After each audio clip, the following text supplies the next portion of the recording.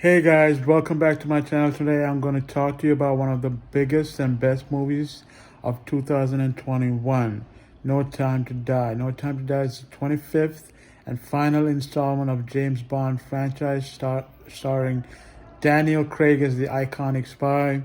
It's a thrilling and emotional adventure that concludes Daniel Craig's era in a satisfying way. But how much do you really know about this movie? In this video, I'm going to reveal 10 things you didn't know about No Time to Die. Let's get started. Number 10, the movie was delayed 5 times due to various reasons. The original release date was November 2019, but it was pushed back to February 2020, then to April 2020, then to November 2020, then to April 2021, and finally to October 2021. The main reasons for the delays were the departure of the original director Danny Boyle, and the rewrites of the script, and the COVID-19 pandemic. The movie is now the longest delayed Bond film ever, the longest running Bond film ever, with a runtime of 163 minutes. Number 9, the movie features the first female 007. After Bond retired from the active service, his code number was given to a new agent named Nomi, played by Lashana Lynch. Nomi is a confident and capable spy who doesn't take any nonsense from Bond or anyone else.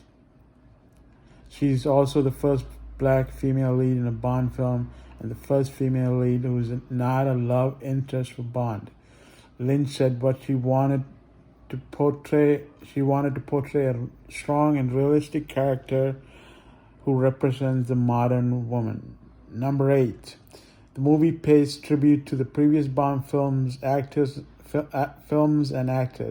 No Time to Die is full of references and nods to the past 24 Bond films and the 6 actors who played the role before Craig. Some of the examples are Aston Martin DB5, the Walther PPK, the Omega watch, the Spectre ring, the Blofeld scar, the Vesper necklace, the Q branch gadgets, the Moneypenny filtration, the Felix Leiter friendship, the Goldfinger laser, the Moonraker shuttle, the Casino Royale poker, the Skyfall house, and then on Her Majesty's Secret Service theme. The movie also honors the memory of the late Sean Connery, the original and the most beloved Bond actor who passed away in 2020.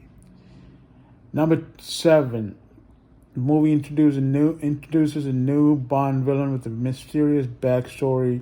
The main antagonist of the movie is Louis' sister Stefan, played by Rami Malek. Stefan is a mysterious and menacing villain who wears a mask to hide her disfigured face. He has a personal connection to Bond and his love interest Madeline Swan, played by Leo Seydoux.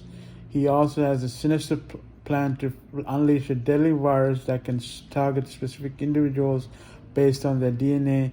Malek said that he wanted to create a complex and unpredictable character who challenges Bond on a psychological level. Number 6, the movie features the youngest Bond girl ever. The movie introduced a new Bond girl named Paloma, played by Ana de Armas. Paloma is a CIA agent who assists Bond in Cuba. She's also the youngest Bond girl ever, being 31 years younger than Craig. She's also the first Bond girl who's romantically involved with Bond, but rather a platonic partner. De Armas said she wanted to play a funny character who's not a stereotype or cliche. Number 5, the movie has the longest gap between the title song and the movie release. The title song of the movie is No Time to Die by Billie Eilish. Billie Eilish is the youngest artist ever to perform the Bond theme, being 18 years old at the time. She also co-wrote and co-produced a song with her brother Phineas. The song was released in February 2020, more than a year and a half before the movie. It is also the first Bond theme to win a Grammy Award and the second one to be nominated for an Oscar. Number 4, the movie has the most expensive budget and the highest box office gross of any Bond film. The movie had a budget of $250 million, making it the most expensive Bond film ever made. It also had a marketing cost of $100 million, bringing the total cost to $350 million. The movie had a worldwide box office gross of $800 million, making it the highest grossing Bond film ever, the highest grossing Bond film of 2021. The movie also broke several records, such as the biggest opening weekend in the UK, biggest IMAX opening in the US, and the biggest pandemic-era opening globally.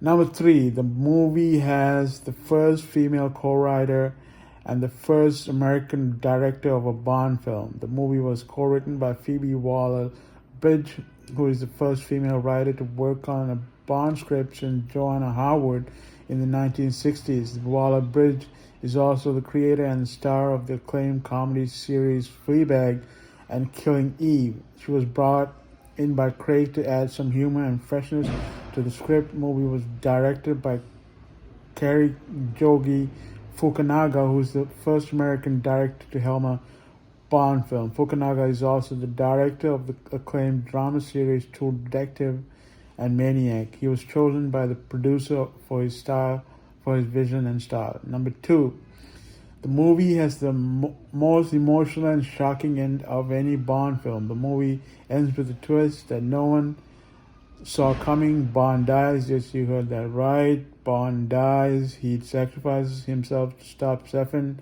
and his virus and to save Swan and their daughter. He also says, "I love you" to Swan, which is something he rarely says to anyone. He then gets blown up by a missile. His death is confirmed by M. Movie ends with a tribute to Craig and his legacy as a Bond and a promise that James Bond will return. Number 1, the movie marks the end of an era and the beginning of a new one. The movie is the last one to feature Craig as a Bond, who has played the role for 15 years and 5 films.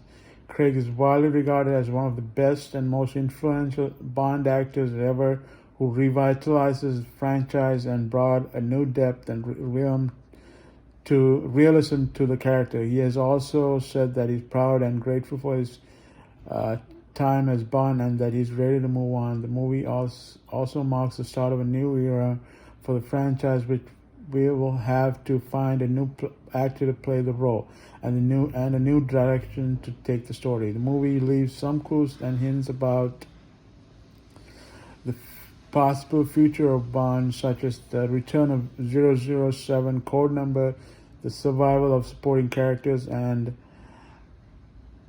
the continuation of the Bond legacy. Well, that's it for today, guys. I hope you learned something new and interesting about No Time to Die. If you did, please leave a like, comment, and subscribe to my channel. If you didn't, please don't hate me. Don't spoil me and don't unsubscribe me from my channel. I'm sorry for being so nerdy. I'm sorry for being so long. I'm sorry for being so obsessed. I'll try to be more casual next time, I promise. Thank you for watching. I love you all. Bye.